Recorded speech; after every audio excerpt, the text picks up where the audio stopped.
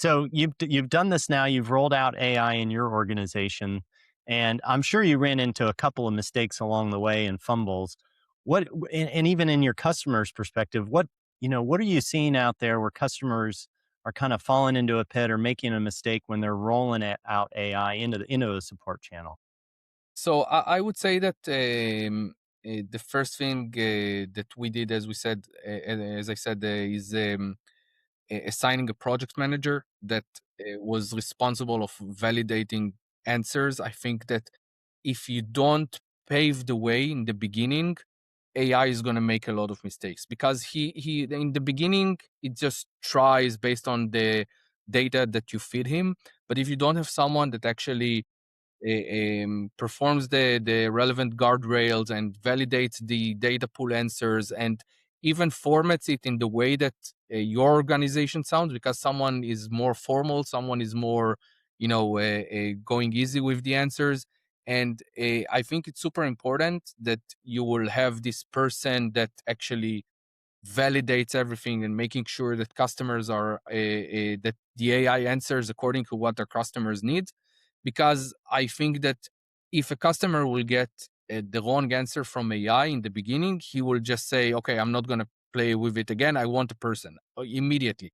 But if they will get the right answer, they will say, "Okay, I'm going to try it again. I'm going to try it again. And if I'll need a person, then I'll get to it." And that's in my experience and my personal approach as well. Like, I prefer that AI will solve 80% of my issues, but for the 20% that I actually need a person, that he will know to, like, as fast as possible, to direct me to a person. Yeah, we went through a similar transition, 20 years ago when, all of support was on the phone. And then we went to email and then chat. And people thought that like, oh, nobody's going to go to chat for help. Like who wants to, sit there and on a computer and ask for your bill or for anything else. When in reality, we'd much rather talk to a chat agent than have to be on the phone talking to a human with, language barriers, time delays, whatever the complexities were. So I imagine it's almost like that of we've got to get used to it a little bit and get a little more comfortable with it. Um, that AI manager you're talking about, what sort of metrics are they looking at, kind of on a daily, weekly basis that kind of direct them? So there are a few things. So first thing is the quality score.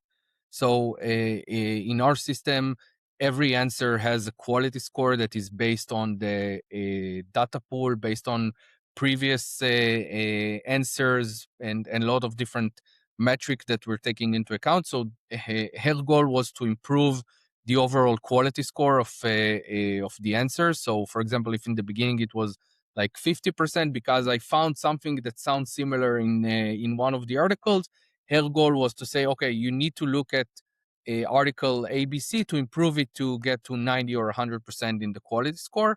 The second thing, and probably the most important one, is the tickets deflected. So if we had 100 tickets in the past and now all of them go through AI, we want that at least 12% of them would be solved by AI, and we want to increase this number as we progress.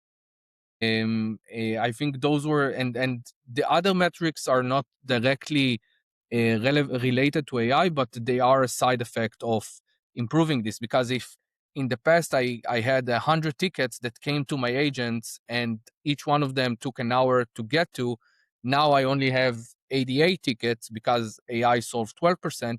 Then I would expect my first response time to be faster because I'm handling less tickets, or solving things faster, improving customer satisfaction because I have less tickets. All of those metrics correlate directly to the success of the AI implementation.